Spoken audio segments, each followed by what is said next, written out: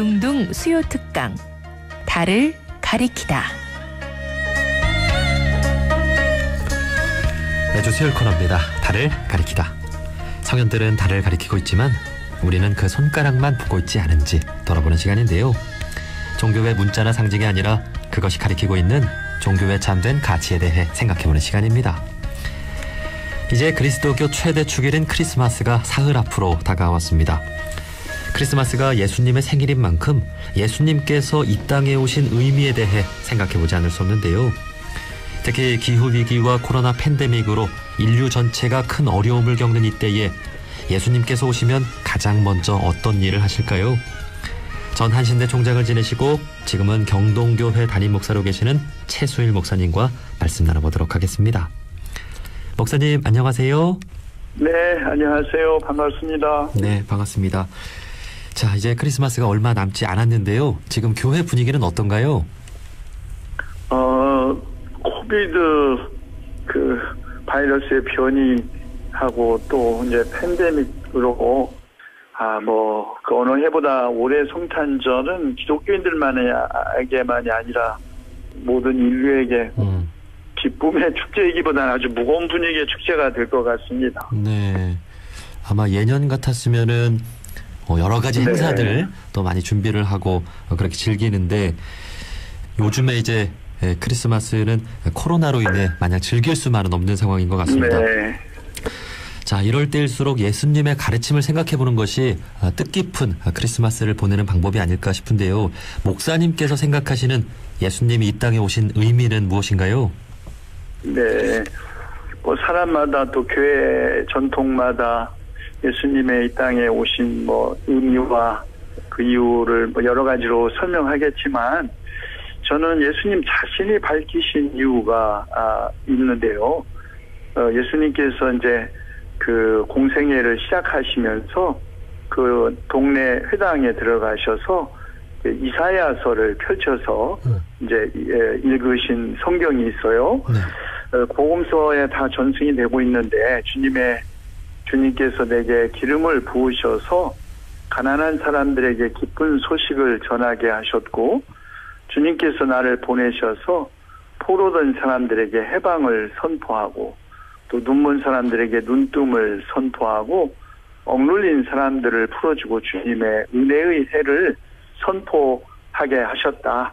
그리고 오늘 이 말씀이 여러분 가운데 이루어졌다. 이렇게 말씀하심으로써 예수님은 처음부터 자신의 공생의 그 시작부터 자신이 살아갈 삶의 방향을 아주 분명하게 선언했는데 가난한 사람들에게 기쁜 소식, 또 억눌린 사람들에게 해방, 눈먼 사람들의 눈을 뜨게 하고 주님의 은혜의 해를 선포하는 것.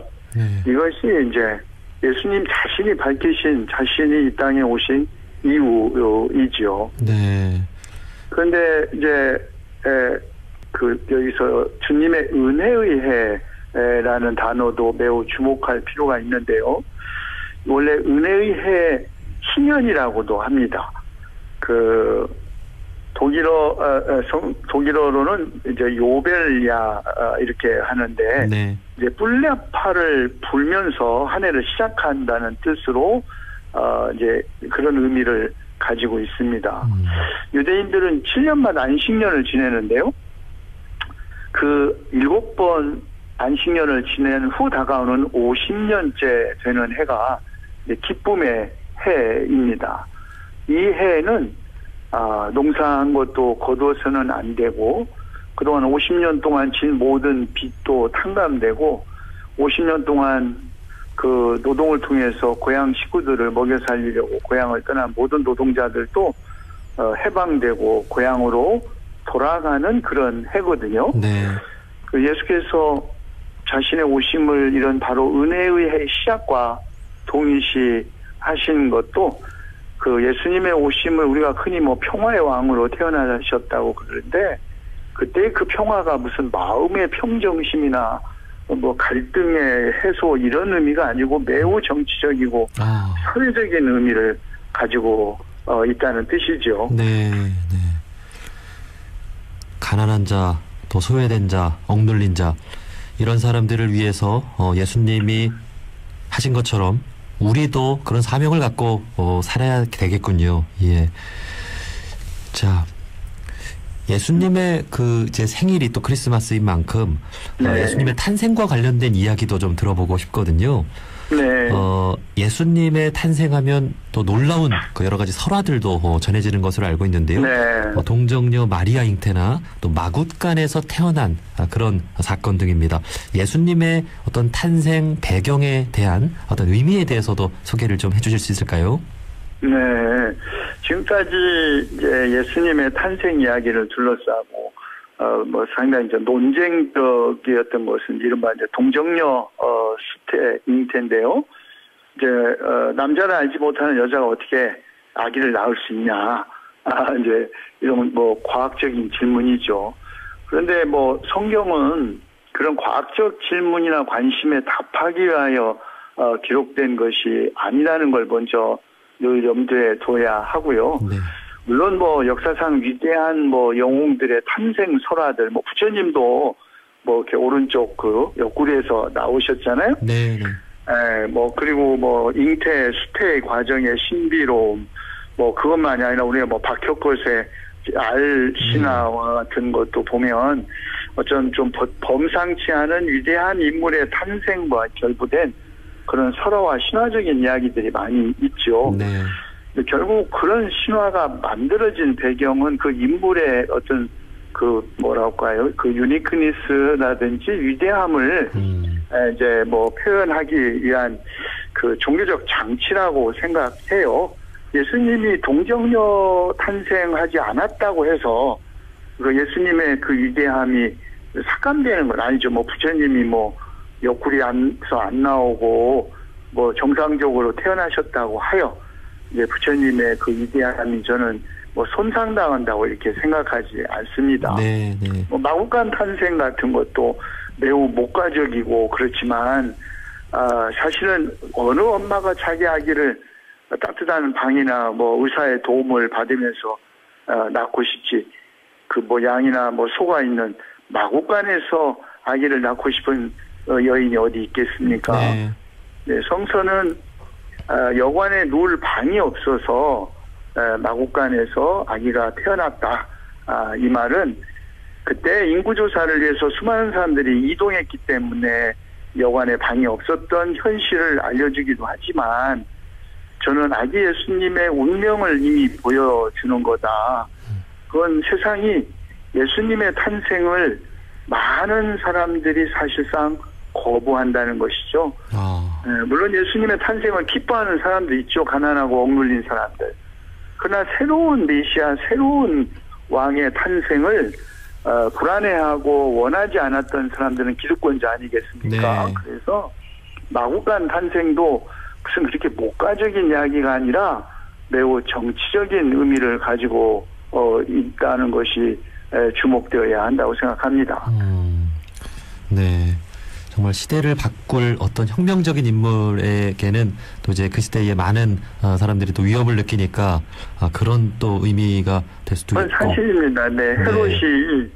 헤롯 대왕이 그 동방박사의 그 예고를 듣고 나중에 이제 굉장히 흥분해서 그 나사렛 마을의 아기들을 다 학살한 사건도 이 예수님의 탄생 이야기가 굉장히 어린이들에게 연극에서 나온 것 같은 그런 낭만적인 사건이 아니라는 것을 보여주죠. 네. 자, 그리고 또 한 가지 궁금한 것이 예수님의 생일이 12월 25일이 된 것도 참 궁금한데요. 이건 어떤 이유가 있는 건가요? 사실 예수님의 생일이 언제인지 아무도 아는 사람이 없습니다. 정확한 날짜는 없고요. 25일을 이제 정하게 된 것은 주후 한 350년에 그 당시에 로마에 주교했던 율리오 1세가 12월 25일을 예수님의 탄신일로 기념한다 이렇게 정했기 때문에 그런 것입니다. 동방 정교회는 1월 6일로 지키고 있어요. 네.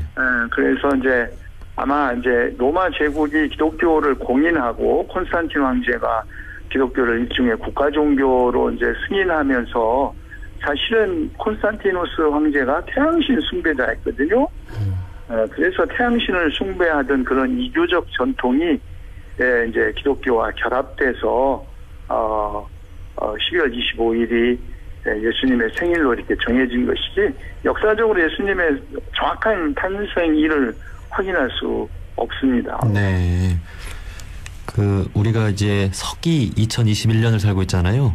서기. 네. 이 서력기원이라는 말이 예수님의 탄생을 기점으로 해서 이제 과거에 저는 이제 예수님의 생일이 당연히 1월 1일이어야 되는 거 아닌가 그런 생각을 했던 기억이 납니다. 네. 그리고 오늘이 때마침 또 동지예요. 예. 네. 이 과거에는 이 동지가 이제 새해의 첫날로 이렇게 여기기도 했다고 들었습니다. 오늘부터 이제 해가 길어지기 시작하니까요.